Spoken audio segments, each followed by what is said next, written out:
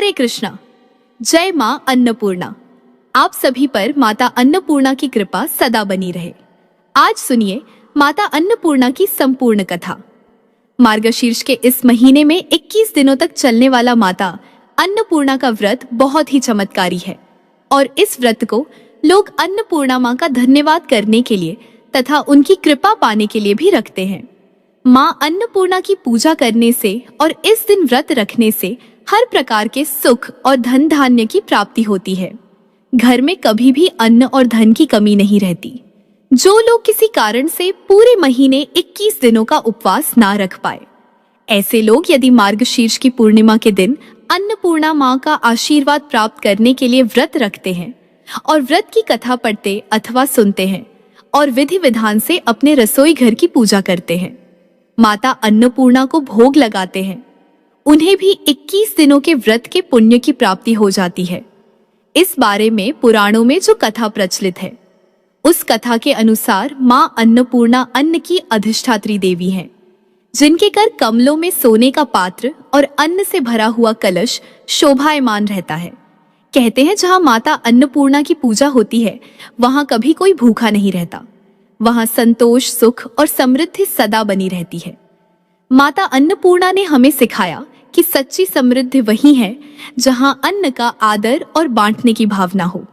इसलिए भक्तों, आज का यह शुक्रवार केवल व्रत का दिन नहीं, यह कृपा और कृतज्ञता का पर्व है। जिस घर में माता अन्नपूर्णा और माता संतोषी की पूजा होती है, वहाँ न सिर्फ धन आता है, बल्कि मन में शांति और परिवार में सुख की वर्षा होती है। तो आइए दीप जलाकर माँ का ध्यान करके अपने मन को शुद्ध करें और श्रद्धा के साथ सुने शुक्रवार व्रत की यह पावन कथा, जो आपके जीवन में लाएगी संतोष, समृद्धि और माँ की असीम कृपा। जय माँ अन्नपूर्णा, जय माँ संतोषी। बहुत काल पूर्व वाराणसी नगरी अपने वैभव और भक्ति के लिए प्रसिद्ध थी। यह वह नगरी थी जहाँ स्वयं महादेव विश्वनाथ रूप में विराजते थे और गंगा जी उनके चरणों को पवित्र करती थीं। हर ओर भक्ति का वातावरण था। मंदिरों में घंटों की ध्वनि, आरती और गंगा तट पर दीपों की पंक्तियां थीं। लोग अपने कर्म से प्रसन्न थे। किसान अपनी भूमि से उपजा हुआ अन्न माता अन्नपूर्णा के चरणों में अर्पित करते थे। भिक्षुक को भी कोई भूखा नहीं रहना पड़ता था। सभी मानते थे कि माता अन्नपूर्णा ही जीवन की धुरी है। उनकी पूजा शुक्रवार के दिन बड़े उत्साह से होती थी। स्त्रियां व्रत रखती थीं, भक्ति से भोग लगाती थीं और संध्या में माँ को दीप अर्पित करके कहती थीं कि माँ, हमारे घर से कभी अन्न न घटे, हमारे रसोई घर सदा सुगंधित रहे। एक दिन कैलाश पर्वत पर माता पार्वती और भगवान शिव के बीच बड़ा सुंदर संवाद चल रहा था। माता ने कहा, स्वामी, यह संसार केवल तप से नहीं चलता। तप तो आत्मा की पवित्रता के लिए है, पर शरीर को चलाने के लिए अन्न चाहिए। बिना अन्न के कौन भक्ति करेगा? बिना भोजन के तो ध्यान भी कठिन है। शिव मुस्कुराए और कहने लगे, हे देवी, तुम अन्न को इतना महत्व क्यों देती हो? अन्न तो केवल मिट्टी का अंश है, जिसे मनुष्य अधिक सम्मान देता है। वही उसके बंधन का कारण बनता है। माता ने कहा, स्वामी, यह मिट्टी नहीं, यह तो जीवन है, जिसे आप तुच्छ मान रहे हैं। वही तो सृष्टि को टिकाए हुए है। अन्न ही ब्रह्म है और अन्न ही पूजा है। भगवान शिव ने परीक्षा लेने का निश्चय किया। उन्होंने कहा, देवी, यदि अन्न इतना आवश्यक है तो आज मैं इसे अदृश्य कर दूंगा। देखते हैं इस जगत में कौन कौन भूखा रहकर भी शांत रहता है। भगवान शिव की यह लीला आरंभ हुई। क्षण भर में संसार से अन्न विलुप्त हो गया। खेत सूख गए, पेड़ पौधों ने फल देना बंद कर दिया, अन्न भंडार खाली हो गए। वाराणसी की नगरी, जो कभी संपन्न थी, अब भूख से व्याकुल हो उठी। लोग एक दूसरे से कहते, कहीं अन्न नहीं बचा? न कोई बाजार में अनाज बेचता है, न किसी के घर में भात की गंध आती है। क्या यह प्रलय का संकेत है? माता पार्वती यह दृश्य देखकर करुणा से भर उठी और उन्होंने कहा, प्रभु, यह कैसी परीक्षा है? यह तो निर्दोष जीवों को कष्ट पहुंचा रही है। पर महादेव शांत थे और उन्होंने कहा, देवी, यह सब कर्म फल है। जो लोभ करता है वह अंततः भूख ही पाता है। दिन बीतते गए और भूख से कराहते लोग अब भगवान को पुकारने लगे। गंगा तट पर साधु, ब्राह्मण, गृहस्थ सभी रुदन कर रहे थे, हे माता अन्नपूर्णा, हमें क्षमा करो, हमें अन्न प्रदान करो। छोटे छोटे बच्चे भूख से रोते, माताएं व्याकुल होकर अपने आंचल से उन्हें ढक लेती। गांव में दीपक बुझ गए, घरों में चूल्हा ठंडा पड़ गया। लोगों ने भगवान शिव से प्रार्थना की, पर अन्न का चिन्ह भी नहीं दिखाई दिया। अब माता पार्वती स्वयं दुखी हो उठी। उनका हृदय ममता से भर गया। वे कैलाश से उठकर वाराणसी आईं और एक निर्जन स्थान पर बैठकर ध्यान में लीन हो गई। उन्होंने निश्चय किया कि जब तक पृथ्वी पर अन्न पुनः प्रकट नहीं होगा, वे स्वयं अन्न का स्पर्श नहीं करेंगी। उन्होंने अपने करुणामय स्वर में कहा कि हे प्रभु, यह संसार मेरे ही अंग है। माँ कैसे देखे कि उसके बच्चे भूख से तड़प रहे हैं। देवी पार्वती ने घोर तप किया। गंगा तट पर उन्होंने एक दिव्य पीठ बनाई और वहां ध्यानस्थ हो गई। उनकी करुणा देखकर देवता, ऋषि और चराचर सभी विचलित हुए। गंधर्वों ने स्तुति की, जय हो माँ अन्नपूर्णा, आप ही भूख की शांति हैं, आप ही समृद्धि की ज्योति हैं। तभी स्वर्णिमाभा प्रकट हुई। माता अन्नपूर्णा अपने दिव्य रूप में प्रकट हुई।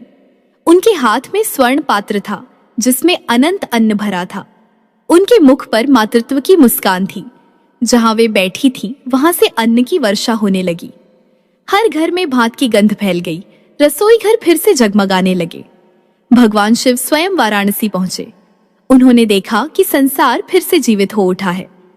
अन्न की वर्षा देखकर वे विस्मित हो गए। वे माता अन्नपूर्णा के चरणों में पहुंचे और बोले, देवी, आपने सत्य कहा था। अन्न ही ब्रह्म है, अन्न ही जीवन है। मैं आपकी शरण में आता हूँ। माता ने उन्हें अन्न का एक कौर अपने हाथ से खिलाया और शिव ने कहा, माँ, अब से आप अन्नपूर्णेश्वरी के नाम से पूजित होंगी। आपके बिना कोई भी भोग पूर्ण नहीं होगा। उसी दिन से यह परंपरा चली कि शुक्रवार के दिन भक्त माता अन्नपूर्णा का व्रत करते हैं। भक्त सुबह स्नान कर माँ की प्रतिमा या चित्र के समक्ष दीप जलाते हैं, गेहूं या चावल का भोग लगाते हैं और संकल्प करते हैं कि वे किसी भूखे को अन्नदान अवश्य करेंगे। माता अन्नपूर्णा ने आशीर्वाद दिया, जो मेरे व्रत को निष्ठा से करेगा, उसके घर कभी अन्न की कमी नहीं होगी। उसकी रसोई में सदा सुगंध फैली रहेगी और उसके जीवन में संतोष का दीपक जलता रहेगा। माता अन्नपूर्णा की यह लीला हमें सिखाती है कि अन्न केवल भोजन नहीं, जीवन का आधार है। अन्न का आदर करने वाला सदा संपन्न रहता है। जो भूखे को भोजन कराता है, वह स्वयं भगवान को तृप्त करता है। जय मां अन्नपूर्णा। बहुत समय पहले उत्तर भारत के एक छोटे से गांव शिवपुर में एक ब्राह्मण रहता था। नाम था शिवलाल। वह अत्यंत गरीब था, पर श्रद्धा से उतना ही धनी। उसका घर मिट्टी का बना था, पर वहां रोज भजन कीर्तन की ध्वनि गूंजती थी। शिवलाल और उसकी पत्नी गोमती दिन भर मेहनत करते थे। खेतों में, दूसरों के घरों में काम करते थे, पर उनकी सबसे बड़ी पूंजी थी श्रद्धा। हर सुबह वे तुलसी के पौधे के आगे दीपक जलाते और कहते, माँ अन्नपूर्णा, आज भी हमारे घर में कोई भूखा न जाए। उनका विश्वास इतना गहरा था कि कभी कभी बिना भोजन के भी वे प्रसन्न रहते, क्योंकि उन्हें भरोसा था माँ कभी भूखे नहीं रहने देगी। एक वर्ष भयंकर अकाल पड़ा। आसमान जैसे रूठ गया हो, न बादल न वर्षा। धरती की गोद सूख गई, खेतों में दरारें पड़ गईं। गांव के लोग अनाज के लिए तड़पने लगे। अमीर लोग अपने कोठार बंद कर बैठे, पर गरीबों के घरों में चूल्हा ठंडा पड़ गया। शिवलाल और गोमती भी अब अन्न के एक एक दाने को बचाकर खाते थे। 3 दिन बीत गए। घर में न एक रोटी रही, न एक मुट्ठी चावल, पर शिवलाल का विश्वास नहीं टूटा। रात को उसने गोमती से कहा, माता अन्नपूर्णा हमारी परीक्षा ले रही है। जब तक जीवन में श्वास है, हम उनका नाम नहीं छोड़ेंगे। गोमती ने आंसू पोंछे और कहा, तो कल से हम व्रत रखेंगे और माता का ध्यान करेंगे। दूसरे दिन सुबह सुबह शिवलाल ने अपने आंगन में मिट्टी से एक छोटा मंदिर बनाया। उसमें माता अन्नपूर्णा की मूर्ति का चित्र लगाया और दीप जलाया। वह दिन मार्गशीर्ष मास की द्वादशी का था। भूखा होने के बावजूद शिवलाल पूरे दिन माता का ध्यान करता रहा। रात होने पर उसने माता से कहा, माँ, आज मैं भूखा हूँ, पर मन में कोई दुख नहीं। बस इतना आशीर्वाद देना कि मेरे गांव में कोई भूखा न रहे। इतना कहकर वह सो गया। उस रात शिवलाल ने एक अद्भुत स्वप्न देखा। उसने देखा उसके आंगन में दिव्य प्रकाश फैल गया है और उस प्रकाश के बीच में एक सुहावनी देवी खड़ी है। सिर पर मुकुट, हाथ में स्वर्ण पात्र और रजत का कलश। वे मुस्कुराते हुए बोली, वत्स शिवलाल, मैं अन्नपूर्णा हूँ। तुम्हारी भक्ति ने मुझे प्रसन्न किया है, परंतु एक बात कहो, जब संसार भूखा है तब तुम क्यों संतुष्ट हो? शिवलाल हाथ जोड़कर बोला, माँ, जब आप पर भरोसा है तो भूख कैसी? अगर मैं दुख में भी आपका नाम न लूं तो भक्ति व्यर्थ है। माता ने मुस्कुराते हुए कहा, वत्स, कल प्रातःकाल जब सूर्य उगे तो अपने घर के बाहर रखे मिट्टी के घड़े को खोलना, उसमें मेरा वरदान छिपा है। इतना कहकर माता अदृश्य हो गई। प्रातःकाल जब शिवलाल उठा तो स्वप्न की बात उसे याद आई। वह दौड़कर आंगन में गया और मिट्टी का घड़ा खोला।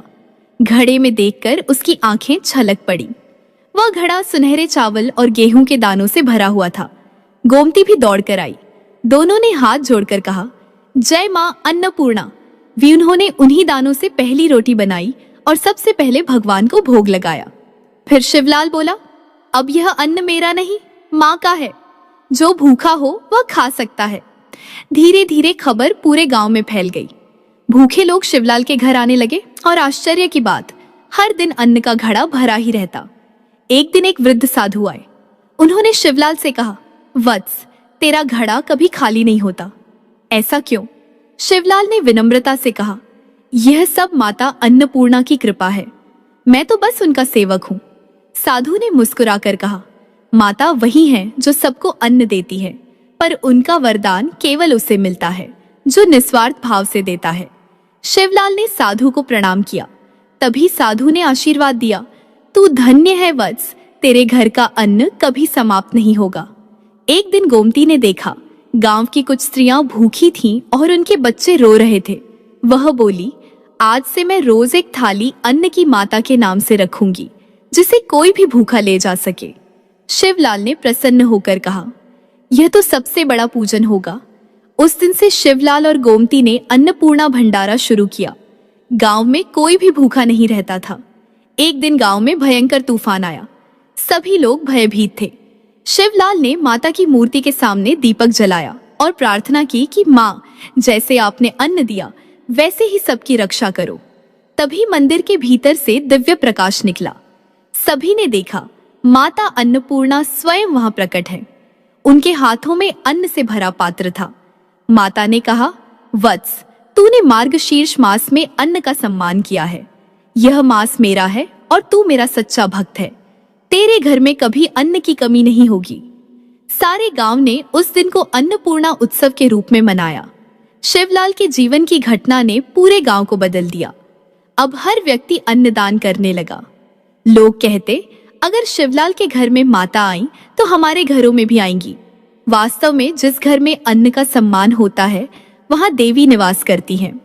मार्गशीर्ष मास में तो स्वयं अन्नपूर्णा देवी पृथ्वी पर आती हैं। यह मान्यता और भी दृढ़ हो गई। वर्षों बीत गए। शिवलाल अब वृद्ध हो चुका था। एक दिन वह माता की मूर्ति के सामने बैठा और बोला, माँ, अब शरीर थक गया है, पर आपकी कृपा अमर है। तभी मंदिर में मंद प्रकाश फैला और माता प्रकट हुई और उन्होंने कहा, वत्स, तूने जो अन्नदान किया उससे अनगिनत जीव तृप्त हुए। अब तू मेरे लोक में रहेगा जहां भूख, प्यास या दुख नहीं। इतना कहकर शिवलाल ने माता के चरणों में शीश झुकाया और उसी क्षण देह त्याग दी। आकाश में दिव्य प्रकाश फैला और ऐसा प्रतीत हुआ मानो पूरा गांव सुवासित अन्न से भर गया हो। तब से उस गांव में हर वर्ष मार्गशीर्ष मास में अन्नपूर्णा महोत्सव मनाया जाने लगा। गांव वाले कहते हैं, जहां अन्न का सम्मान वहां देवी का निवास। जो भी इस मास में अन्नदान करता है उसे माता अन्नपूर्णा की कृपा मिलती है, और जो इस कथा को श्रद्धा से सुनता या सुनाता है उसके घर में कभी अन्न की कमी नहीं होती। जय मां अन्नपूर्णा। पौराणिक कथा के अनुसार एक समय की बात है। काशी निवासी धनंजय की पत्नी का नाम सुलक्षणा था। उसे अन्य सब सुख प्राप्त थे, केवल निर्धनता ही उसके दुख का कारण था। यह दुख उसे हर समय सताता रहता था। एक दिन सुलक्षणा अपने पति से बोली, स्वामी, अब कुछ उद्यम करो तो काम चले। इस प्रकार कब तक काम चलेगा? सुलक्षणा की बात धनंजय के मन में बैठ गई और वह उसी दिन विश्वनाथ शंकर जी को प्रसन्न करने के लिए बैठ गया और कहने लगा, हे देवाधिदेव विश्वेश्वर, मुझे पूजा पाठ कुछ भी नहीं आता, केवल तुम्हारे भरोसे बैठा हूँ। इतनी विनती करके वह 2-3 दिन तक भूखा प्यासा वहीं पर बैठा रहा। यह देखकर भगवान शंकर ने उसके कान में अन्नपूर्णा 3 बार कहा।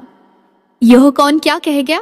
इसी सोच में धनंजय रह गया कि मंदिर में आते ब्राह्मणों को देखकर वह पूछने लगा, पंडित जी, अन्नपूर्णा कौन है? तब ब्राह्मणों ने उससे कहा कि तूने अन्न छोड़ दिया है, सो तू अन्न की ही बात करता है। जा, घर जाकर अन्न ग्रहण कर। धनंजय घर चला गया और अपनी पत्नी से सारी बात कह सुनाई तो उसकी पत्नी बोली, अब चिंता मत कीजिए, स्वयं शंकर जी ने इस मंत्र को दिया है, वे स्वयं ही इस मंत्र का खुलासा भी करेंगे। अब फिर जाकर उनकी आराधना करो। धनंजय फिर से जैसा का तैसा पूजा में बैठ गया। रात्रि में शंकर जी ने उसे आज्ञा दी और कहा कि तू पूर्व दिशा में चला जा। वह अन्नपूर्णा का नाम जपते हुए और रास्ते में फल खाते हुए झरनों का पानी पीता जाता। इसी प्रकार कितने ही दिनों तक धनंजय चलता गया। वहां उसे चांदी सी चमकती वन की शोभा दिखने में आई और उसे सुंदर सरोवर भी दिखाई दिया। उसके किनारे कितनी ही अप्सराएं झुंड बनाए बैठी थीं। एक कथा कहती थी और सब माँ अन्नपूर्णा इस प्रकार बार बार नाम जपती थीं। यह अगन मार्गशीर्ष मास की उजाली रात्रि थी और आज से ही व्रत का आरंभ हुआ था। जिस शब्द की खोज में धनंजय निकला था वह उसे वहां सुनने को मिला। धनंजय ने उन देवियों के पास जाकर पूछा कि हे देवियों, आप यह क्या कर रही हो? तब उन सब ने कहा कि हम सब माँ अन्नपूर्णा का व्रत करती हैं। धनंजय ने पूछा, पूजा क्या होता है? यह किसने किया है? इसे कब किया जाता है? कैसे किया जाता है? और इसकी विधि क्या है? मुझे भी कहो। तो वे कहने लगी, इस व्रत को हर कोई कर सकता है। 21 दिन के लिए 21 गांठ का सूत लेना चाहिए। 21 दिन अगर न बने तो 1 दिन उपवास करे। यह भी न बने तो केवल कथा सुनकर प्रसाद ग्रहण करना चाहिए। निराहार रहकर कथा को सुने तथा सुनाने वाला अगर कोई भी न मिले तो पीपल के पत्तों को रखकर सुपारी या घृत कुमारी को सामने रखकर दीपक को साक्षी करके सूर्य, गाय, तुलसी या महादेव को बिना कथा सुने मुख में दाना न डाले। यदि भूल से कुछ पड़ भी जाए तो 1 दिन फिर से उपवास कर ले। व्रत के दिन बिल्कुल भी क्रोध न करे और झूठ भी न बोले। धनंजय बोला, इस व्रत के करने से क्या होगा? तो वे कहने लगी, इसके करने से अंधों को नेत्र मिलते हैं, लूलों को हाथ मिलते हैं, निर्धन के घर धन आता है, बांझ को संतान मिलती है, मूर्ख को बुद्धि मिलती है। तो जिस कामना से व्रत किया जाए माँ उसकी इच्छा को पूर्ण करती है। वह कहने लगा, बहनों, मेरे घर भी धन नहीं है, विद्या नहीं है, कुछ भी नहीं है। मैं तो दुखिया ब्राह्मण हूँ, मुझे इस व्रत का सूत दोगी? तब उन्होंने कहा, हाँ भाई, तेरा कल्याण हो, मैं तुझे सूत दे देती हूँ। इस व्रत का सूत्र लेकर धनंजय ने व्रत किया। व्रत पूरा भी हुआ। तभी सरोवर में से 21 खंड की स्वर्ण सीढ़ी हीरा मोती जड़ी हुई प्रकट हुई। धनंजय जय माँ अन्नपूर्णा, जय अन्नपूर्णा माँ कहता जाता। इस प्रकार वह कितनी ही सीढ़ियां उतर गया तो देखा कि करोड़ों सूर्यों से प्रकाशमान अन्नपूर्णा माता का मंदिर है। उसके सामने स्वर्ण सिंहासन पर माता अन्नपूर्णा विराजमान है और उनके सामने भिक्षा हेतु भगवान शंकर खड़े हैं। देवांगनाएं छंवर डुला रही हैं, कितनी ही हथियार बांधे पहरा दे रही है। धनंजय दौड़कर जगदम्बा माँ के चरणों में गिर गया। देवी उसके मन का क्लेश जान गई और धनंजय कहने लगा, माता, आप तो अंतर्यामी हो, आपको अपनी दशा में क्या बताऊं? माता बोली, मेरा व्रत किया है, जा, संसार तेरा सत्कार करेगा। माता ने धनंजय के जिह्वा पर बीज मंत्र लिख दिया। अब उसके रोम रोम में विद्या प्रकट हो गई। माँ का वरदान लेकर धनंजय घर आया। सुलक्षणा से सभी बातें कह सुनाई। माताजी की कृपा से उसके घर में संपत्ति आने लगी। छोटा सा घर बहुत बड़ा बन गया और उसके घर अनेक सगे संबंधियों ने आकर उसकी बड़ाई भी की और उससे कहा कि इतना धन और इतना बड़ा घर होने पर अगर संतान नहीं है तो इस कमाई का भोग कौन करेगा? सुलक्षणा से संतान नहीं है, इसलिए तुम दूसरा विवाह कर लो। अनिच्छा होते हुए भी धनंजय को दूसरा विवाह करना पड़ा और सती सुलक्षणा को सौत का दुख उठाना पड़ा। इस प्रकार दिन बीतते गए। फिर नए बंधन से बंधे पति से सुलक्षणा ने कहलवाया कि हम व्रत के प्रभाव से सुखी हुए हैं, इस कारण यह व्रत छोड़ना नहीं चाहिए। यह माता जी का प्रताप है, जो हम इतने संपन्न और सुखी हुए हैं। सुलक्षणा की बात को सुनकर धनंजय उसके यहाँ आया और यह व्रत में बैठ गया। नई बहू को इस व्रत की खबर नहीं थी। वह धनंजय के आने की राह देखती रही। अब जब नई बहू को इस बात की खबर पड़ी तो उसके मन में ईर्ष्या की ज्वाला दहक पड़ी और वह सुलक्षणा के घर पहुंची। उसने वहां भगदड़ मचा दी और धनंजय को अपने साथ ले गई। घर में धनंजय को थोड़ी देर के लिए जब निद्रा आ गई तो नई बहू ने उसके व्रत का सूत का धागा तोड़कर आग में फेंक दिया। अब तो माताजी को कोप आ गया और घर में अकस्मात आग लग गई। सब कुछ जलकर खाक हो गया। सुलक्षणा जान गई और पति को फिर अपने घर ले आई। इस बात पर नई बहू रूठकर अपने पिता के घर चली गई। पति को परमेश्वर मानने वाली सुलक्षणा बोली कि हे नाथ, अब घबराओ नहीं, माताजी की कृपा अलौकिक है। पुत्र का पुत्र हो सकता है पर माता कभी कुमाता नहीं होती। अब आप श्रद्धा और भक्ति से आराधना शुरू करो, वे हमारा कल्याण करेंगी। धनंजय फिर माता के पीछे पड़ गया और वह सरोवर सीढ़ी प्रकट हुई। उसमें वह माँ अन्नपूर्णा कहकर उतर गया। वहां जाकर वह माताजी के चरणों में वंदन और रुदन करने लगा। माता प्रसन्न हुई और बोली कि यह मेरी स्वर्ण की मूर्ति ले जा, उसकी पूजा करना, तुम फिर से सुखी हो जाओगे। जाओ, मैं तुम्हें आशीर्वाद देती हूँ। तेरी स्त्री सुलक्षणा ने श्रद्धा से मेरा व्रत किया है, उसे मैंने पुत्र दिया है। धनंजय ने जब आंखें खोली तो खुद को काशी विश्वनाथ के मंदिर में खड़ा हुआ पाया। वहां से वह उसी प्रकार अपने घर को चला गया। इधर सुलक्षणा गर्भवती हुई और उसे एक पुत्र की प्राप्ति हुई। गांव में आश्चर्य की लहर दौड़ गई।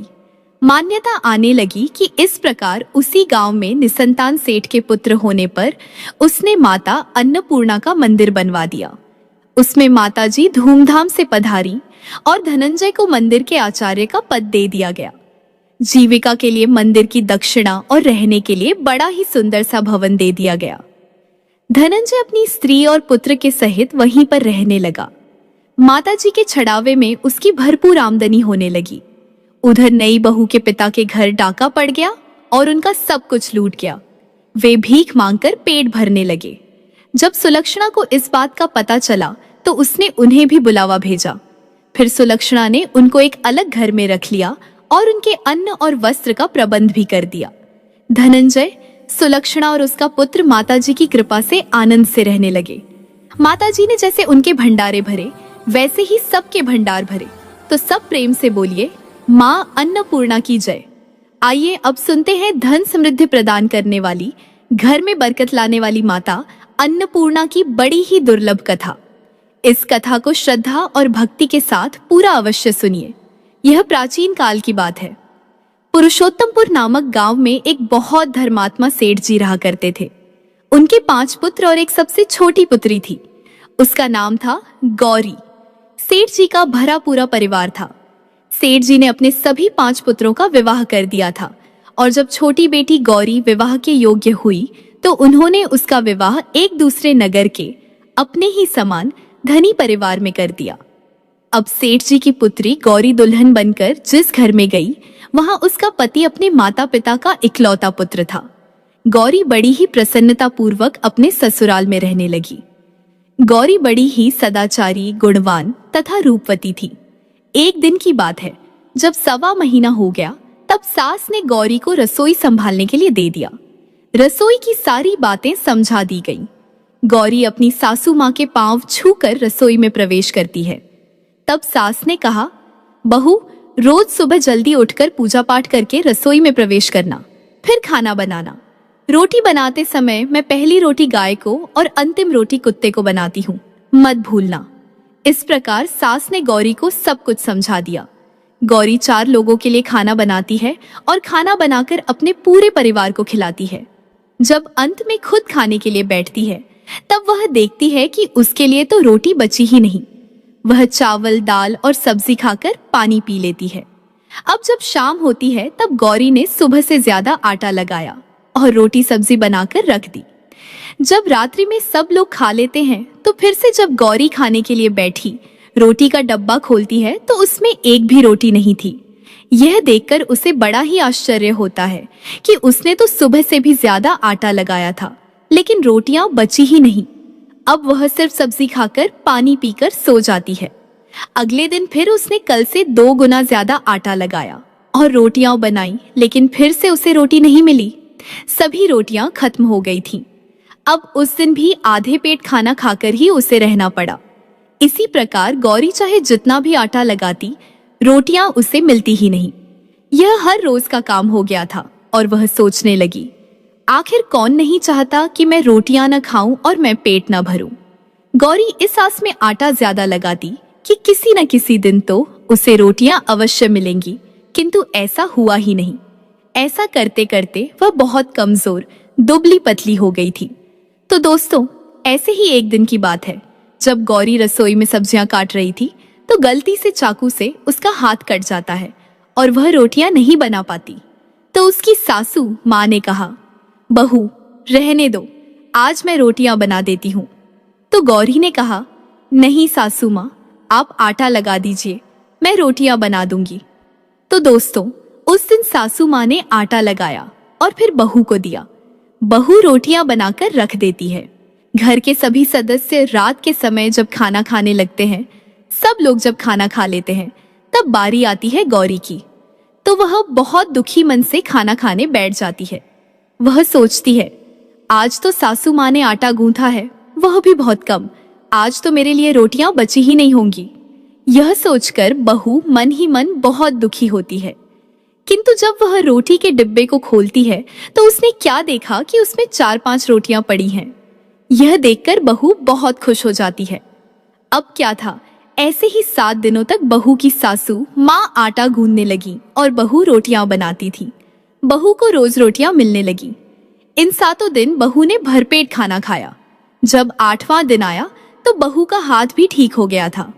तब सासू माँ ने कहा कि गौरी बेटा, क्या मैं आज आटा गूंदूं या फिर तुम आटा गूंद लोगी? तब गौरी ने कहा, नहीं माँ जी, मेरा हाथ अब ठीक हो गया है, मैं आटा गूंद दूंगी। उस दिन गौरी ने आटा गूंदा और रोटियां बनाई, सबको प्रेम पूर्वक खाना खिलाया। जब उसके खाने की बारी आई तब उसने देखा कि रोटी के डिब्बे में तो रोटी है ही नहीं, पूरी रोटी खत्म हो गई है। यह देखकर वह गौरी बहुत ही आश्चर्य में पड़ जाती है और वह सोचती है, जब तक सासू माँ ने आटा लगाया तब तक तो मुझे रोटियां मिलती थीं, लेकिन जब से मैं आटा गूंदने लगी हूँ तो मुझे रोटियां मिलती ही नहीं, जबकि सासू माँ मुझसे बहुत ही कम आटा गूंथती है। इसके बाद भी पूरा परिवार उसमें खा लिया करता था। ऐसी क्या बात है? यह सारी बातें सोचकर गौरी बहुत ही परेशान हो जाती है और दिन भर दुखी रहती थी। एक दिन की बात है, गौरी के पति ने गौरी से पूछा कि गौरी, तुम इतना उदास क्यों रहती हो? इतना सारा धन संपत्ति सब तुम्हारा ही तो है, तुम्हें रोकने टोकने वाला भी कोई नहीं है, तुम अपने मन से अपनी पसंद का भोजन बनाकर खाती हो, तुम दिन प्रतिदिन इतनी कमजोर कैसे हो रही हो? गौरी ने लाज और संकोच से अपने पति को कुछ नहीं बताया। तब उसके पति ने सोचा कि शायद उसकी पत्नी को उसके माता पिता की याद आ रही है। इसलिए अगले दिन गौरी का पति अपने माता पिता से कहता है कि पिताजी, मुझे लगता है कि गौरी को उसके माता पिता की याद आ रही है, मैं उसे उसके मायके ले जाकर सबसे मिलवा लाता हूँ। अपने बेटे की बात सुनकर गौरी के सास ससुर तैयार हो जाते हैं और उसे जाने की अनुमति दे देते हैं और कहते हैं, बेटा, यदि बहू को अपने माता पिता से मिलकर प्रसन्नता होती है तो अवश्य ही तुम उसे उसके मायके ले जाओ। अब गौरी का पति अपनी पत्नी को लेकर उसके मायके जाता है। दामाद और बेटी को देखकर उनको बहुत ही भाव विभोर होना होता है। तरह तरह के व्यंजन बनाए जाते हैं, उन्हें खिलाए जाते हैं, बहुत सेवा सत्कार होता है। उसी दिन रात्रि में समय मिलने पर गौरी की माँ ने अपनी बेटी को कोने में ले जाकर पूछा, बेटी, तुम इतनी दुबली पतली कैसे हो गई हो?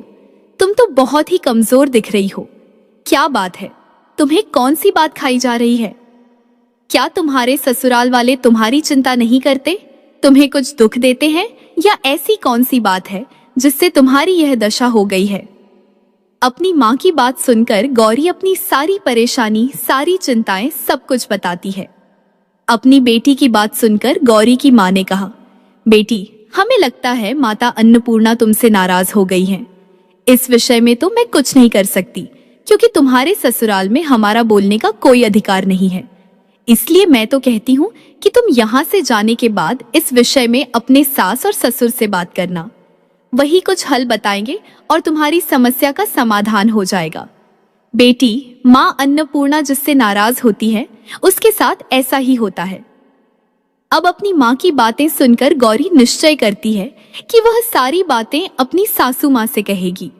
अब जब सुबह का समय होता है तो गौरी अपने माता पिता से विदाई लेकर अपने ससुराल आ जाती है और ससुराल आने के बाद वह अपने सास, ससुर और पति से सारी बातें कह सुनाती है।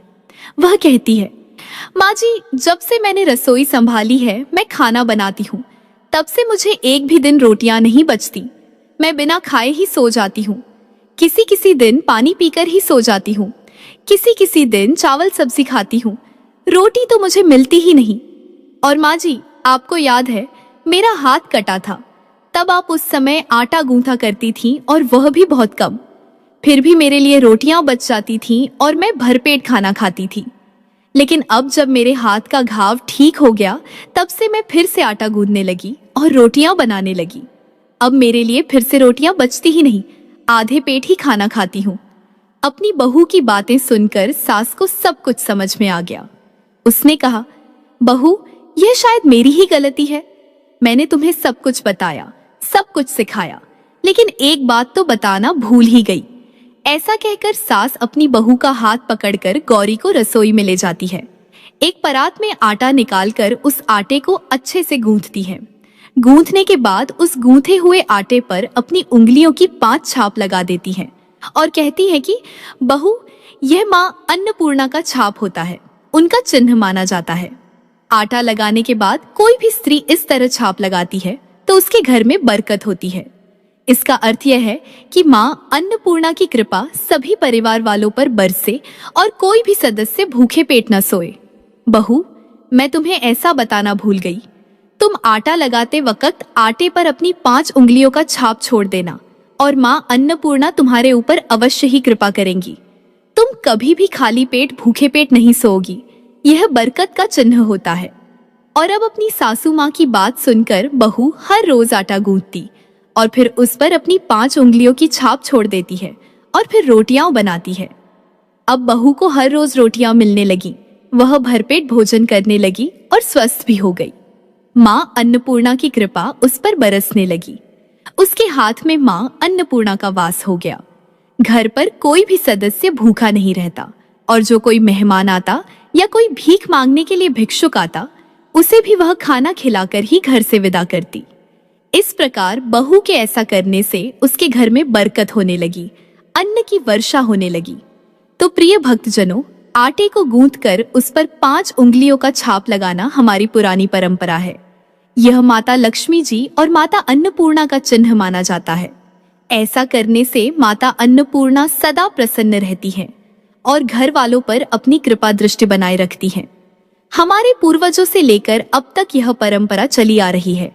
सभी माताएं, सभी बहनें अपनी 5 उंगलियों की छाप आटे पर अवश्य ही लगाती है और माँ अन्नपूर्णा से प्रार्थना करती है कि सबका पेट भरना, सबका कल्याण करना और घर में अन्न धन की वर्षा करना। तो सब प्रेम से बोलिए, माता अन्नपूर्णा की जय। ओम नमः शिवाय। जय माता दी, जय भोलेनाथ।